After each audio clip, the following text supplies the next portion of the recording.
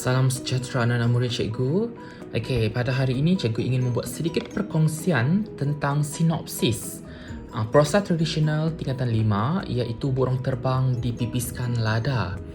Okey. Cerita ini memaparkan percubaan Raja Siam iaitu paduka bubunnya yang hendak menyerang kerajaan Melaka yang tidak kesampaian kerana kebijaksanaan pemerintah dan kesaktian Hulu Balang Melaka. Ceritanya bermula pada zaman dahulu kala apabila kerajaan negeri Siam yang dikenali sebagai Sharunui begitu kuat sehingga semua kerajaan bawah angin telah ditakluki oleh Raja Siam kecuali kerajaan Melaka. Okey, apa itu kerajaan bawah angin? Okey, kerajaan bawah angin merupakan kerajaan-kerajaan yang berada di wilayah Asia Tenggara. Okey. Apabila Melaka yang diperintah oleh Sultan Muzaffar Shah enggan memberi surat sebagai tanda tunduk kepada Siam, Raja Siam telah menyuruh panglimanya Awi Chakri membawa Hulu Balang dan rakyatnya yang sangat ramai untuk menyerang Melaka melalui Hulu Pahang. Apabila Sultan Muzaffar Shah mendengar berita tentang rancangan serangan Siam itu, baginda pun menghimpunkan rakyat Melaka dari segenap pelosok negeri. Tun Perak dari Kelang telah datang membawa bersama-sama dengan anak isteri masing-masing. Pada masa itu, Seri Amerta dilantik oleh Sultan sebagai bentara kerana kecerdikan dan kepetahannya berkata-kata. Kemudian, Seri Amerta telah diminta oleh Sultan untuk menyiasat tindakan Tun Perak tersebut yang telah membawa anak isteri semua penduduk dari Kelang untuk ke Melaka. Tindakan Tun Perak itu dipersoalkan sebanyak 3 kali oleh Seri Amerta. Kemudian, Tun Perak meminta Seri Amerta jangan mencampuri urusan orang lain. Baginda menjelaskan sekiranya orang Kelang yang datang dari jauh itu ditemani anak isteri masing-masing, maka mereka akan berperang bersungguh-sungguh dan mereka akan lebih bersemangat. Apabila hal ini disampaikan kepada Duli Yang di-Pertuan, baginda amat bersetuju dengan tindakan Tun Perak, lalu menitahkan Tun Perak agar kekal berada di Melaka. Apabila serangan Siam itu telah dapat dipatahkan, Tun Perak telah dilantik menjadi bentara di Melaka. Tidak lama kemudian, Seri Amerta menyuruh Tun Perak menghadap kerana ada seorang orang Kelang mengadu bahawa dirinya dianiaya oleh Tun Perak. Setelah disoal siasat, Tun Perak menyatakan bahawa Seri Amerta tidak memahami tugas dan tanggungjawab yang diamanahkan oleh Sultan. Sultan bersetuju dengan penjelasan Tun Perak lalu melantiknya sebagai Perdana Menteri dengan gelaran Paduka Raja yang setaraf dengan Seri Naradiraja.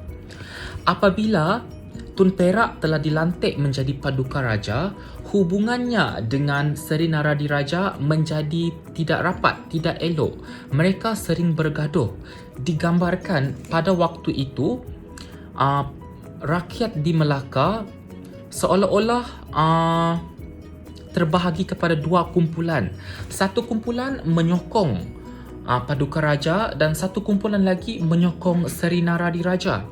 Apabila Sultan Muzaffar Shah melihat keadaan ini, baginda amat risau kerana rakyatnya tidak bersatu dan pembesarnya saling tidak bermuafakat.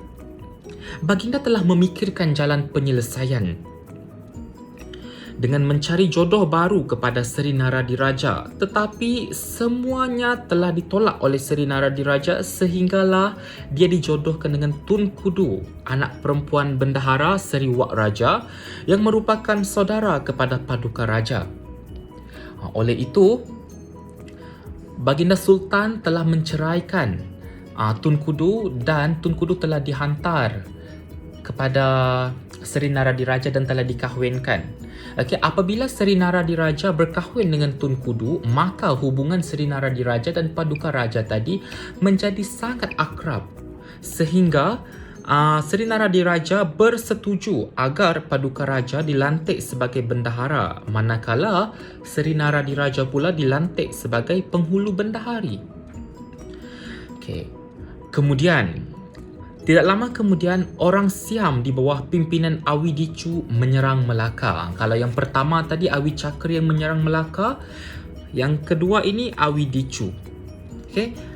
Awi Dicu menyerang Melaka. Sultan mengetahui hal tersebut lalu menitahkan Paduka Raja yang diiringi oleh Seri Bijadiraja dan segala hulu balang untuk mempertahankan Melaka.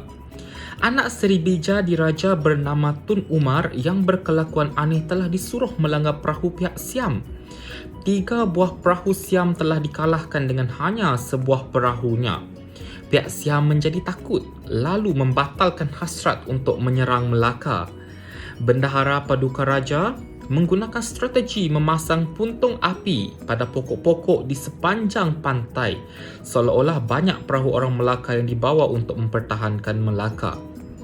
Angkatan perang Siam telah berundur. Setelah pihak Siam berundur, Bendahara Paduka Raja dan orang-orangnya telah dianugerahkan persalinan yang mulia. Okey. Strategi yang telah digunakan ialah orang-orang Melaka ni telah membakar puntung-puntung, memasang puntung-puntung api pada pokok-pokok di sepanjang pantai.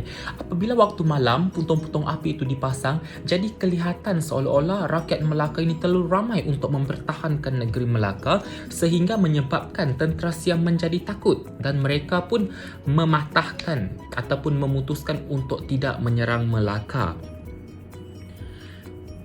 Setelah serangan tersebut tidak berjaya, maka Raja Siam sangat marah, Paduka Bubunya sangat marah, dan dia sendiri telah menawarkan dirinya untuk menyerang negeri Melaka.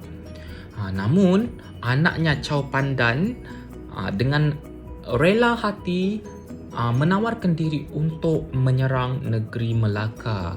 Apabila berita tersebut diketahui oleh Sultan Muzaffar Shah, maka Sidi Arab yang mempunyai kesaktian ilmu memanahnya telah memanah Chow Pandan yang berada di Siam. Waktu itu Sidi Arab berada di Melaka. Chow Pandan berada di Siam, di negeri Siam.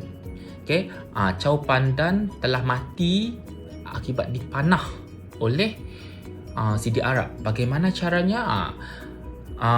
Tuan Sidi Arab hanya melepaskan anak panahnya dan mengatakan, matilah kau Chow Pandan. Akhirnya Chow Pandan mati apabila tiba-tiba dia terasa terkena panahan, kemudian telah muntah darah lalu mati. Kesaktian Sidi Arab itu amat dihargai oleh Sultan dan telah diberi ganjaran yang setimpalnya. Setelah 42 tahun Sultan Muzaffar Shah memerintah Melaka, akhirnya baginda mangkat dan telah digantikan oleh anak baginda, iaitu Raja Abdullah dengan gelaran Sultan Mansur Shah.